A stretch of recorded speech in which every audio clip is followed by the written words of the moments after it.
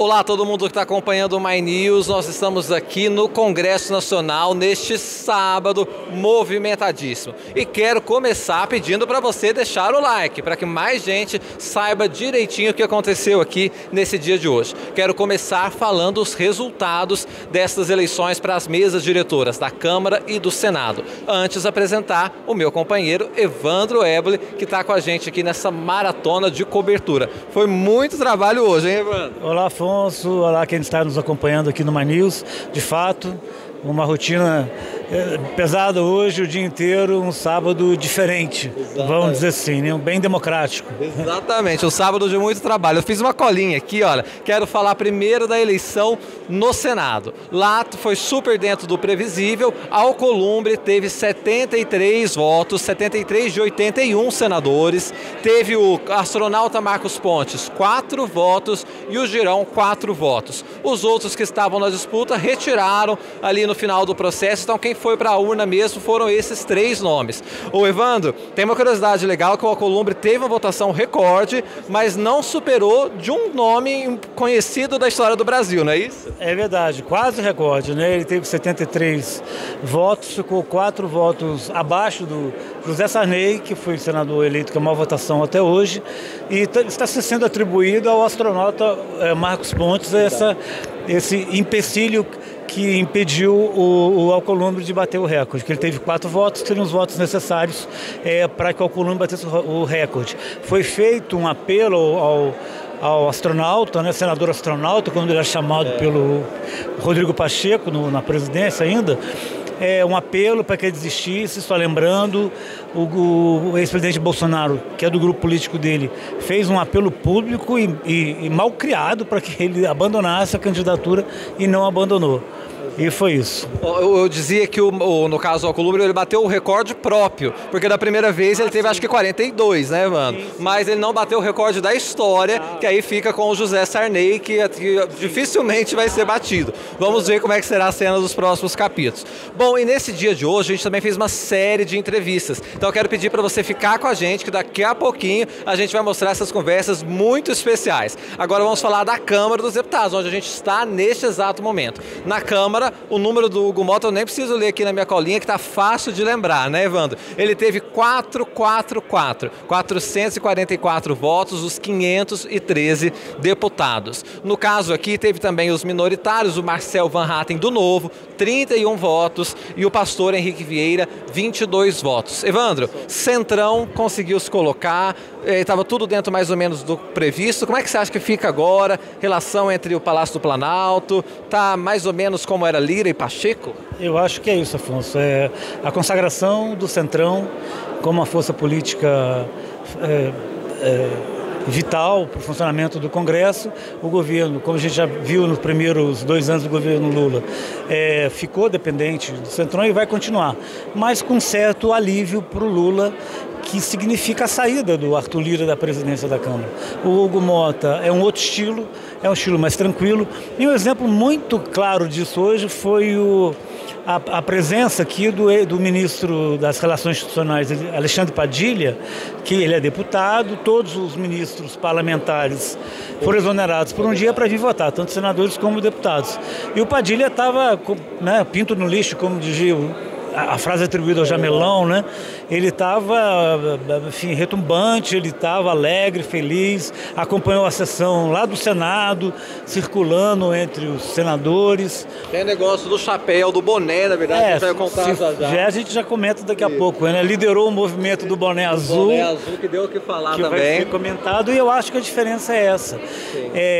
Há uma certa expectativa do como pode ser a gestão do Alcolumbre, que o Pacheco foi mais um aliado do Bolsonaro, do Lula, do presidente Lula, mais tranquilo para o governo. Sim. Mas há uma expectativa, há um receio em relação ao Alcolumbre. Até no líder do governo, Jacques Wagner, no discurso dele, deu uma declaração de que espere que o Alcolumbre seja a mesma mansidão, não usou esse termo, a mesma mansidão como o Pacheco foi para o Palácio do Planalto. Mesma toada, então, Evandro. Exatamente. Só uma curiosidade disso tudo, o presidente Lula exonerou os ministros, com exceção de 3, né, Evandro? Sim. Que foi a Marina Silva, ministro do Meio Ambiente, a Sônia Guajajara, ministra dos Povos Indígenas, e, no caso, o Renan Filho dos Transportes. Renan Filho, que ele tinha compromissos familiares, agora da Marina e da Sônia, para evitar desgastes também, já que elas são da Federação Pessoal Rede, tinha o candidato que era o Henrique Vieira, e poderia sair alguma manchete, ministras de Lula votam contra, alguma coisa assim, então para evitar desgaste, foi combinado entre o Lula e as ministras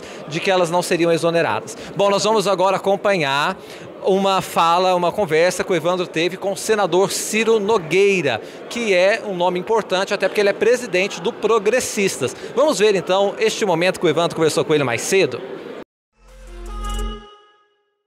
Estamos aqui no meio do processo da votação da sucessão da presidência do Senado, com o senador Ciro Nogueira, a quem agradecemos aqui a atenção conosco. Senador, a avaliação que o senhor faz desse processo, o que vai sair, como fica a questão de forças entre governo e oposição após a eleição?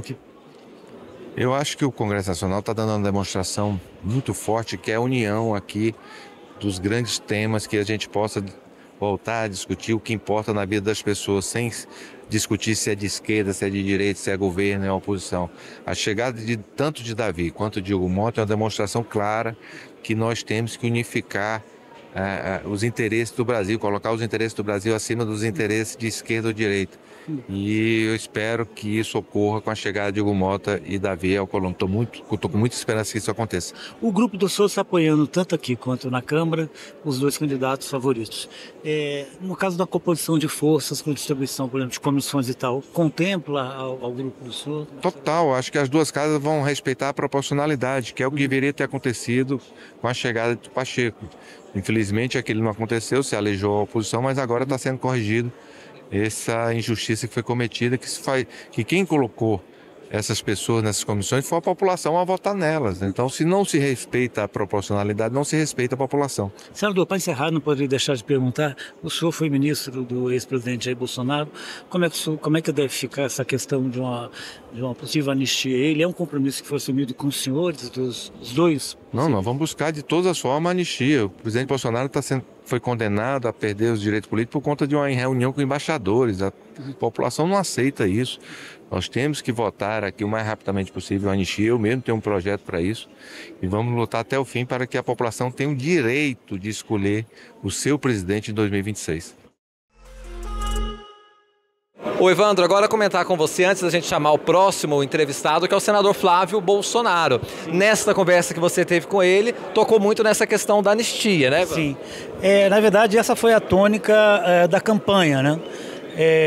O grupo do ex-presidente Bolsonaro, tanto na Câmara quanto no Senado, bateu na tecla de que condicionava o apoio tanto ao Alcolumbre como ao Hugo Mota a aprovação da anistia aos golpistas do 8 de janeiro. São quase 1000 ações que já circularam sobre o Supremo, 500 e tantos já condenados, 200 e tantos condenados a 17 anos, mais de 17 anos de cadeia, outro tanto a 15 anos de cadeia, e eles querem a anistia dessas pessoas. E não só, eles querem também um projeto de anistia ao ex-presidente Jair Bolsonaro, para que o torne novamente elegível e ele possa concorrer à eleição em 2026. Mas é muito difícil que isso, pelo que eu decidi, pelo menos do Hugo Mota aqui na Câmara, que falou muito em democracia no discurso dele, repetiu a frase do Ulisses Guimarães no discurso da vitória dele, tem ódio e nojo à ditadura, ou seja, vai ficar muito ruim depois alguém vir com anistia a um grupo que escancaradamente tentou dar um golpe e derrubar o presidente Lula. Bom, mas nós vamos ver nas palavras do Flávio Bolsonaro. Vamos acompanhar a entrevista do Evandro que ele fez mais cedo. Senador Flávio Bolsonaro, muito obrigado pela atenção.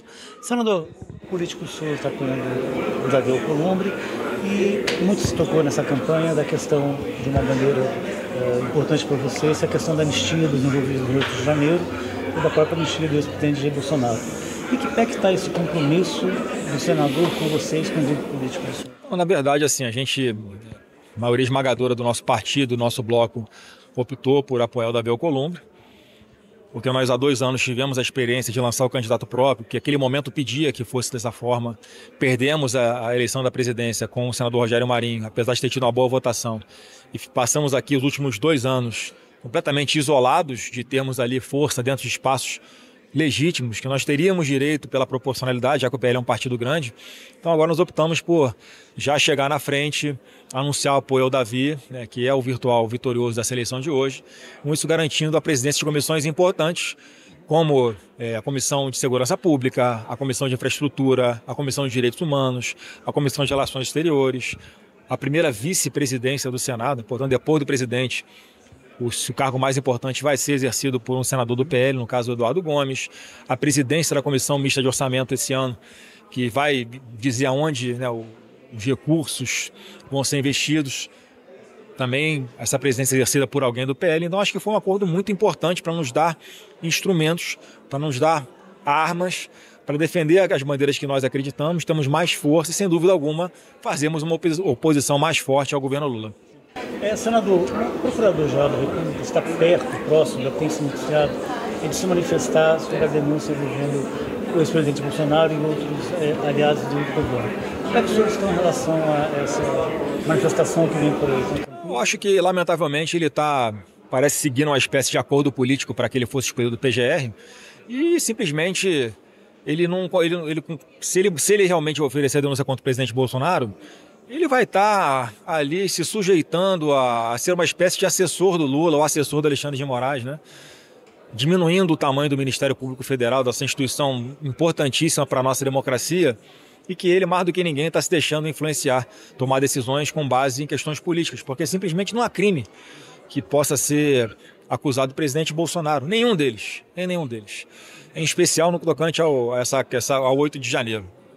Não vejo nenhuma forma de vinculá-lo com provas sobre isso, a não ser com narrativas. Então, se o Paulo Gonet fizer isso, ele vai estar contribuindo ainda mais para a destruição da nossa democracia, que está sendo promovida hoje, em especial pelo ministro Alexandre de Moraes, que insiste com processos que são tocados ali fora da lei, desrespeitando a Constituição, desrespeitando as defesas, o devido processo legal. É um show de nulidades, um show de horrores de nulidades, que por muito menos o Lula foi descondenado. E eles insistem agora em fazer ainda pior para tentar condenar o Bolsonaro com narrativa. O Lula foi condenado por causa de corrupção, comprovada, com bilhões devolvidos aos cofres públicos, com diversas delações, mostrando inclusive que o Lula recebia dinheiro em caixa de sapato dentro de avião. Não tem nada disso. O Bolsonaro está sendo considerado inelegível porque fez reunião com embaixadores e porque reuniu, batendo o recorde do Guinness Book, milhões de pessoas no 7 de setembro em todo o Brasil, em especial aqui em Brasília e em São Paulo. Então, ele não é bem quisto e ele está sendo julgado pela pessoa, pela figura que não aceitou se dobrar a um establishment, que acha que tem que mandar no país e não respeitar a vontade das urnas. Então, eu lamento que, se houver essa denúncia, o próprio Paulo Gonet vai estar diminuindo o Ministério Público e fazendo uma grande injustiça, não só com o Bolsonaro, como já está fazendo com centenas de outras pessoas, algumas respondendo a 17 anos de cadeia por depredação de patrimônio público, que é uma completa falta de bom senso, uma completa falta de proporcionalidade nessas punições. Então, vamos aguardar. E o presidente Bolsonaro tem muito tranquilo na cabeça dele que não cometeu crime algum, e eu tenho a convicção de que ele vai ser candidato a presidente em 2026 e que a partir de 2027 nós vamos estar de volta ao comando, ao governo desse país. Só para encerrar mesmo, senador, em relação às candidaturas dissidentes aqui nessa disputa, o senhor acha que pode ficar sequela, que são pessoas ligadas ao grupo de vocês? Apesar de eu achar um grande equívoco esse voo solo do Marcos Pontes, ele foi contra a vontade da maioria do seu partido, foi contra a vontade da maioria do seu bloco, foi contra, inclusive, a orientação do presidente Bolsonaro.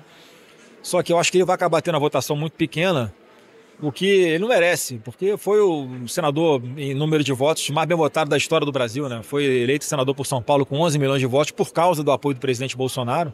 Na eleição passada, ele havia sido candidato a deputado federal pelo PSB e teve 40 mil votos, passar de 40 mil votos para 11 milhões de votos. O que de diferente aconteceu? Foi porque o presidente Bolsonaro deu ali o ministério importante para ele tocar, que ele fez muito bem, com muita competência, deu o apoio ao Marcos Pontes para senador em São Paulo. As pessoas votaram em confiança ao presidente Bolsonaro E num momento como esse, eu acho, além de uma grande deselegância, uma certa falta de, né, de bom senso ali, de ele seguir a orientação do nosso líder político. Mas passada a eleição de hoje, sem dúvida alguma, o senador Marcos Pontes, ele tem que estar com a gente no bloco de oposição, do nosso lado, trabalhando ferrenhamente contra o governo Lula. Bom, e a gente não parou por aí, na verdade tem muita coisa ainda no nosso programa especial de sábado. O Evandro, como excelente jornalista, também encontrou a senadora Damares Alves nos corredores aqui, de forma mais específica, no famoso túnel do tempo do Senado, e fez boas perguntas para ela, já que ela vai assumir um cargo importante de comissão, né, Evandro? Eu acho que a pergunta foi, acho que todo mundo quer perguntar para ela, porque a senadora Damares, ex-ministra dos Direitos Humanos, ela no acordo de apoio do PL ao Columbre, ela vai assumir a concorrida Comissão dos Direitos Humanos. É uma comissão que é disputada, é uma comissão de costumes, né, como se diz, e todo mundo quer assumir ali, e é uma pauta da esquerda. Aí a gente perguntou para ela que está se criando um ruído no governo com a indicação dela lá, e ela nos respondeu que não, que o governo pode ficar tranquilo, que não vai colocar nada que incomode, só as pautas como idoso, questão indígena e outros, e a gente perguntou para ela sobre o 8 de janeiro. Aí ela não negou, ela ficou em cima do muro. Que ela não vai apresentar, mas que ela não vai, exatamente, se apresentar, mas se alguém apresentar, ela tem a obrigação de tocar, ou seja... Enfim, o governo que se cuide, né? Bom, vamos ver então a entrevista com a senadora Damares Alves. Senadora, a senhora sabe que a indicação da senhora já está dando o que falar, em função de tudo que a senhora, das posições que a senhora tem em relação a muitos temas. E eu queria saber, enfim, já de cara, as prioridades da senhora, que recado a senhora dá para quem está preocupado com a sua gestão já em frente à comissão. Olha, eu fui ministra da pasta de Direitos Humanos. E enquanto ministra, não houve nenhum retrocesso de direitos humanos no Brasil.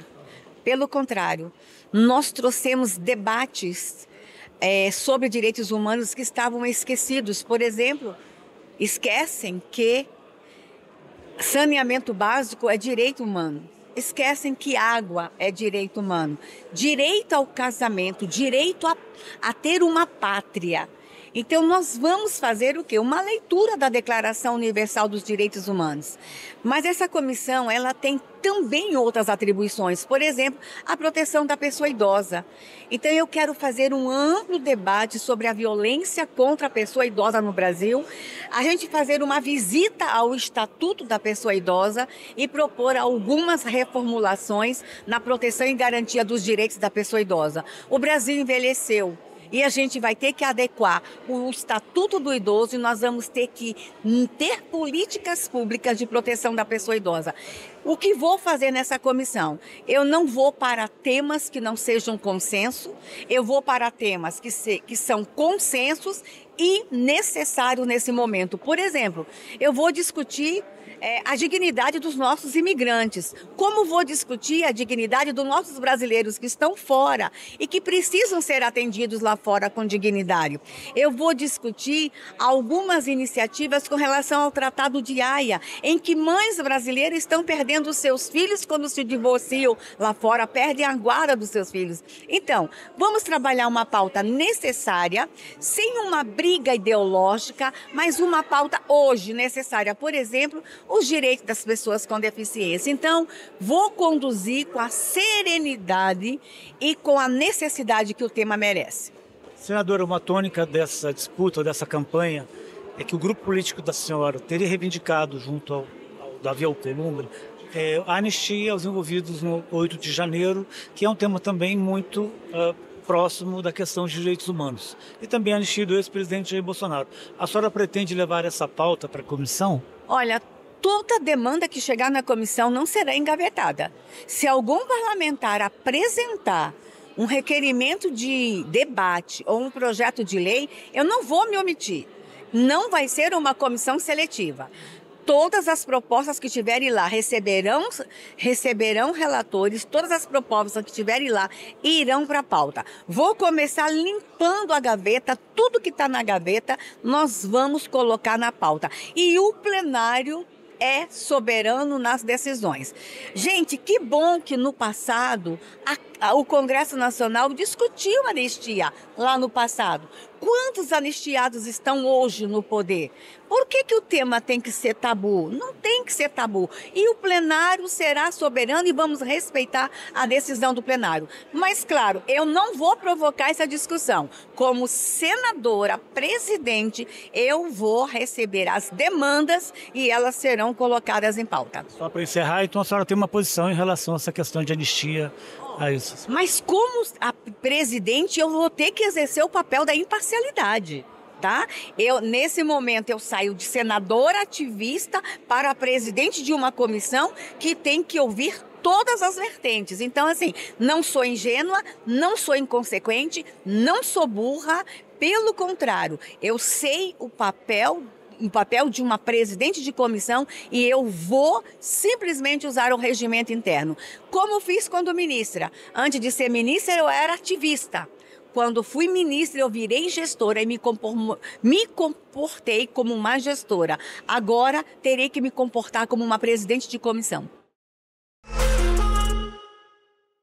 Bom, eu também conversei com o deputado Baleia Rossi. Ele é um nome importante até porque ele é presidente nacional do MDB, que é um partido histórico importante. Eu falei com ele de vários temas sobre o Hugo Motta, que ali naquela altura já era dado como certo, né, no momento que eu conversei com ele, e um pouco também sobre agronegócio e Ribeirão Preto, que ele é deputado por Ribeirão Preto em São Paulo. Vamos ver esse momento também. Presidente, obrigado pela gentileza de falar aqui no My News. Queria perguntar para o senhor como que está as articulações com essa eleição do Hugo Motta, que parece já muito tranquila, vai acontecer nesta tarde. O que esperar da correlação de forças com ele na presidência? Lembrando que o Hugo Motta foi do MDB, é um quadro que tem uma afinidade com o partido também, né? É isso mesmo, Afonso. Você sabe que o Hugo está no 4º mandato. Os 2 primeiros mandatos do Hugo Motta foram no MDB.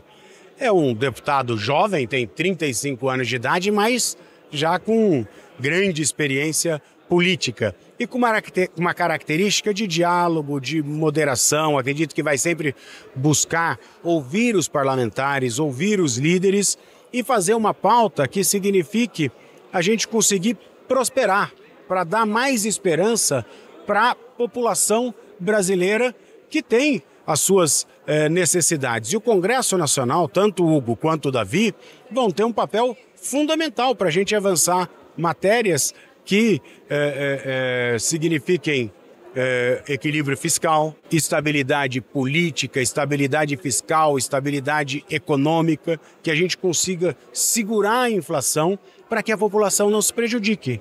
É só ver hoje o preço dos alimentos que estão crescendo, comendo a capacidade de compra da população. Então, nós temos muita responsabilidade e eu tenho convicção que tanto o Hugo Motta como presidente da Câmara, quanto o Davi Alcolumbre como presidente do Senado, trabalhando juntos, fortalece um parlamento independente e forte. Presidente, muitas pessoas de fora do parlamento pensam assim, por que não tem mais candidatos, uma disputa mais ampla? Queria que o senhor explicasse por que é importante uma composição como essa, com o MDB, vários partidos apoiando o Hugo Motta, por que isso é importante aqui internamente para a Câmara? É a distribuição dos cargos, há uma interlocução mais facilitada? Explica para as pessoas um pouco.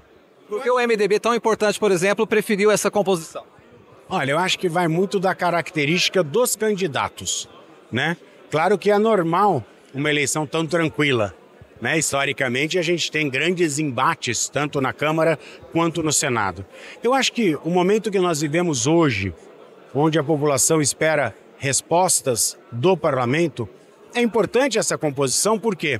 Porque eles conseguiram dialogar com o PL, com o PT, com a direita, com a esquerda, com os partidos de centro, para que a gente possa vislumbrar pautas que realmente vão ser votadas na Câmara e no Senado com uma sinergia que fortalece o parlamento e facilita que a gente possa avançar com essas pautas.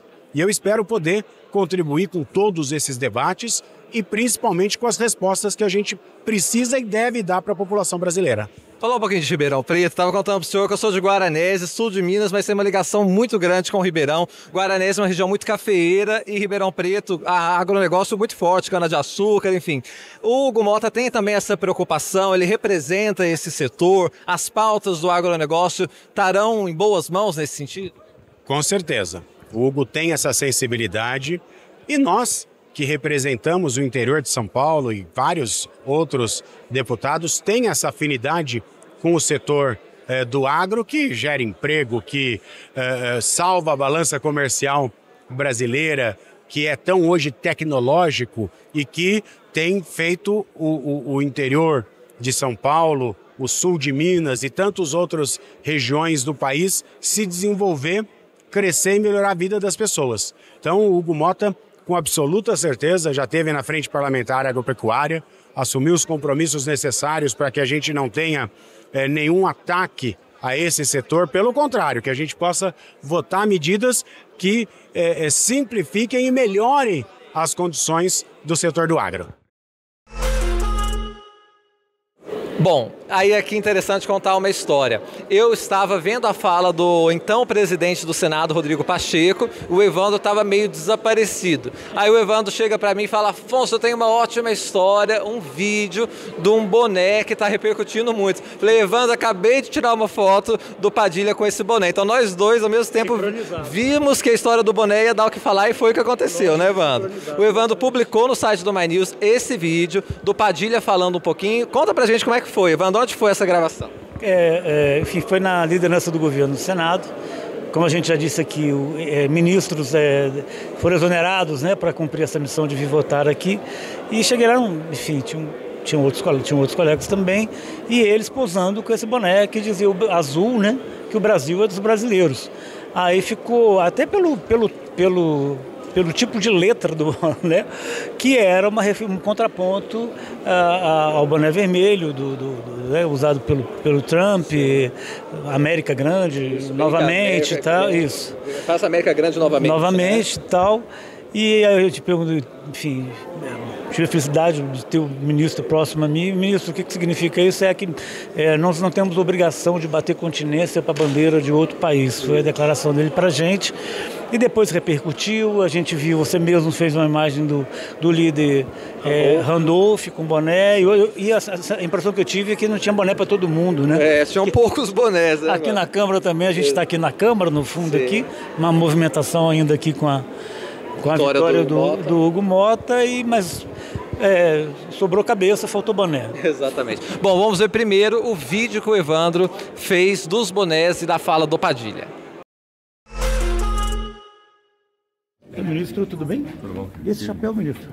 Isso aqui é orgulho do Brasil, soberania no Brasil. A gente usa o boné do Brasil, soberania brasileira. Ninguém bate continência para bandeira de outro país, não. Aqui é o Brasil dos brasileiros. Mas orgulho havia Brasil. Havia dúvidas, ministro? Orgulho é Brasil.